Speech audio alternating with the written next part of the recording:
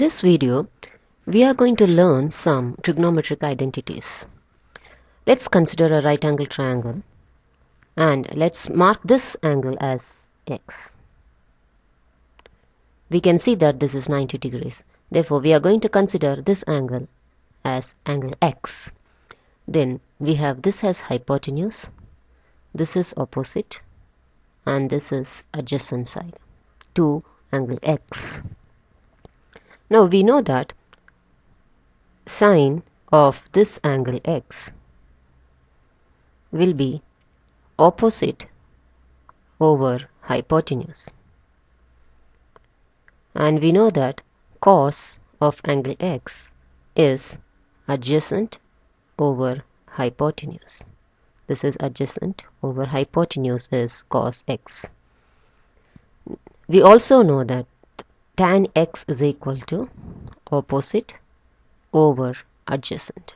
Now let me rewrite this as opposite over hypotenuse and adjacent over hypotenuse. Actually, I am dividing the numerator and denominator by hypotenuse. So opposite over hypotenuse and adjacent over hypotenuse. We know that opposite over hypotenuse is sine x and adjacent over hypotenuse is cos x. So we have proved that tan x is nothing but sine x over cos x. Since tan x is equal to sine x over cos x, we can also write cot x as the reciprocal of tan x, so it is cos x over sine x. So these are the two ways of writing tan x and cot x in terms of sine and cos. Let's move on to further identities. We have another right angle triangle here. Let me name this as A, the hypotenuse. Let me name this as B, one of the sides, and this as C. By Pythagoras theorem, we know that A square equals B square plus C square. So this is the hypotenuse. Hypotenuse square is equal to this square plus this square. Now, if I divide both the sides by A square, so I get A square over A square on this side plus equals, B square over A square plus C square over A square. So we have 1 equals B square over A square plus C square over A square. Now B square over A square can be written as B over A the whole square plus C over A the whole square. If I consider this as x, then what is B over A? B is adjacent, A is hypotenuse, and C is opposite. So B over A will be adjacent over hypotenuse, therefore it will be cos of x. Similarly, C over A is nothing but opposite over hypotenuse, therefore it should be sine of x. Therefore, we can substitute B over A as cos x. So it is cos x the whole square plus C over A is sine x. Therefore, this is sine x the whole square. We normally write sine x the whole square as sine square x and cos x the whole square as cos square x. Therefore, this can be rewritten as cos square x plus sine square x equal to 1. This is the identity we have proved in this part. Let's move on to more identities. In the same way, let me mark this as x and this as A, this as B, and this as C. We'll use the Pythagoras theorem again. A square equals B square plus C square. But this time we are going to divide it by B square on both the sides of the equation. So it is A square over B square equals B square over B square plus c square over b square. So this is a over b the whole square equals 1 plus c over b the whole square. Now what is a over b? We know that b over a is cos x. Therefore a over b is secant x. Similarly, we know that c over b, c is opposite and b is adjacent. This is opposite and this is adjacent. So opposite over adjacent is actually tan x. But we need c over b, which is tan x here. Therefore, if you substitute a over b as secant x the whole square equals 1 plus c over b is tan x the whole square, which we can write it as secant square x equals 1 plus tan square x, or secant square x minus tan square x equals 1. This is the second identity. Let's move on to the third identity. The same way I mark this as x, this as a, this as b, and this as c, and we know that this is opposite and this is adjacent and this is hypotenuse. Now the same Pythagoras theorem again, but we are going to divide by the third one, which is c square on both the sides. So it is a square over c square equals b square over c square plus c square over c square. So this is a over c the whole square equals b over c the whole square plus 1. So c over a, which is opposite over hypotenuse, will be sin x. Therefore a over c will be cosecant x. Similarly, b over c, what is it? B over c is adjacent over opposite. So this should be cot x. Therefore, we have a over c, which is cosecant x. So I'll write it as cosecant square x here directly, equals b over c, which is cot x. Therefore, cot square x plus 1. Simplifying it as usual, cosecant square x minus cot square x is equal to 1. So this is the third identity. Let's simplify all the identities. Let's list out all the identities and write them here. The first simplest identity we found out was tan x is equal to sin x over cos x. The second one, which was led by this, was cot x is equal to cos x over sin x. These are the simpler identities. Going to the main identities, which is sin square x plus cos square x equal to 1. Second one is secant square x minus tan square x equal to 1, and cosecant square x minus cot square x equal to 1. From this you can deduce more identities. Say for example, sin square x is equal to 1 minus cos square x, or cos square x is equal to 1 minus sin square x. Similarly, I can write secant square x is equal to 1 plus tan square x, or tan square x equals secant square x minus 1. This might lead to cosecant square x is equal to 1 plus cot square x, and cot square x is equal to cosecant square x minus 1.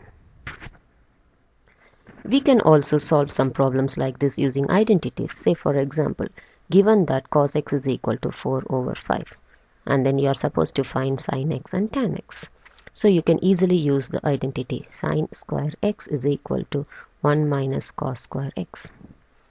Then you will have sin square x is equal to 4 over 5 the whole square, which is 1 minus 16 over 25, which is 9 over 25. So sin square x is equal to 9 over 25. Therefore, sin x is equal to 3 over 5. Then one more thing, tan x. We know that tan x is equal to sin x over cos x. So which is nothing but sin x is 3 over 5 and cos x is 4 over 5. Therefore, the answer is 3 over 4. So this is the tan x. We can also solve this equation with another method. Say for example, we have a right angle triangle like this and say this is x. Since cos x is 4 over 5, adjacent side should be 4 and the hypotenuse should be 5. Using Pythagoras theorem, you can find out what it is. So if I call this as side A is nothing but square root of 5 square minus 4 square, which is 3. Therefore, this part becomes 3. Sin x is opposite over hypotenuse. Therefore, it is opposite is 3, so 3 over 5.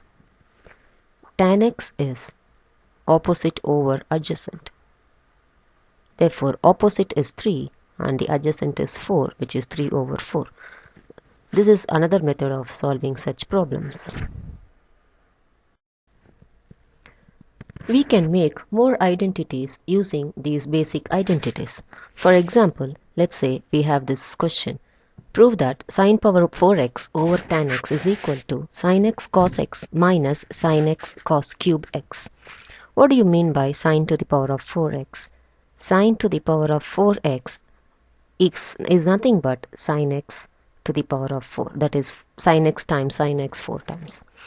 So, sin power 4x is sin x power 4 and cos power 3x is cos x power 3.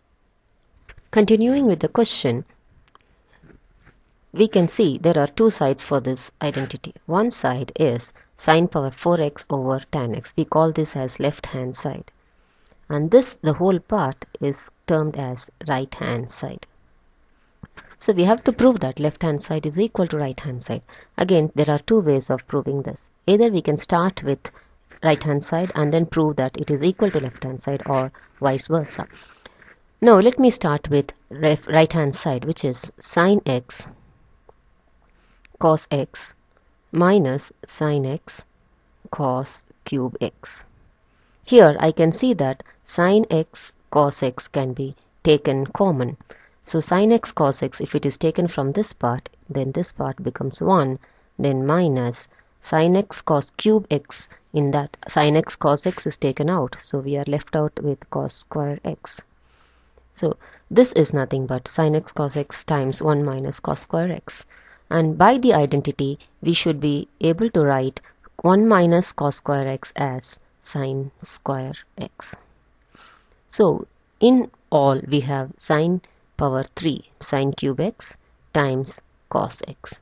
But we should have a look at the answer. We have a tan x here and we have a sin power 4x here.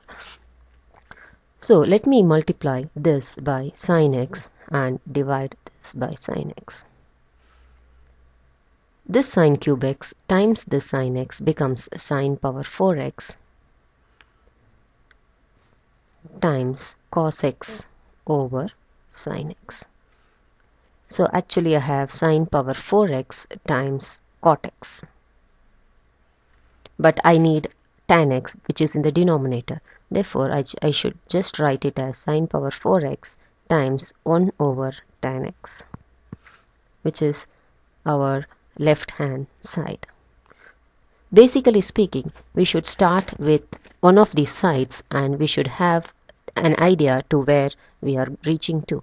We can actually stop here. This could be the final answer, but the answer given in the question has a tan x. Therefore, we are introducing sin x over sin x here. It depends on the answer where we are reaching to, what we have to do here. If we go to this side where we start with LHS, which is sin power 4x over tan x. So the easiest part we can think of is changing the tan x to sin x and cos x, because we don't have any tan x in the right hand side. So here we can just simply write sin power 4x and change this tan x to sin x over cos x, which is actually sin power 4x times reciprocating the denominator cos x over sin x. So I can cancel this sin x with the sin power 4x, which becomes sin cube x times cos x. Still, I don't get the final answer which is there in the RHS. In the final answer, I I have two terms, sin x cos x and sin x cos cube x, whereas I have a sin cube x and cos x here. So we need to think a little bit. Here I can only split it, I can make it into two terms only by writing them as sin square x times sin x times cos x. And then this sin square x can be written as 1 minus cos square x times sin x cos x. Now I have got a place where I can split them into two terms and write it as something minus something. So if I expand up this bracket, it is sin x cos x minus sin x cos cube x, which is actually what we want in the right hand side. This method is more complicated than this method. So which method actually you should choose? You should choose the method which starts with the more complicated part of the question. This is the basic question, and as you can see that the left hand side seems simple than the right hand side. Therefore start with the right hand side and follow this method. This method is much simpler than this method. Now you can try more problems on proving the identities. Here, as you can see, there are new terms here, which is nothing but theta. Sometimes the angle is written as theta. So you can prove all these four problems using the identities we have done.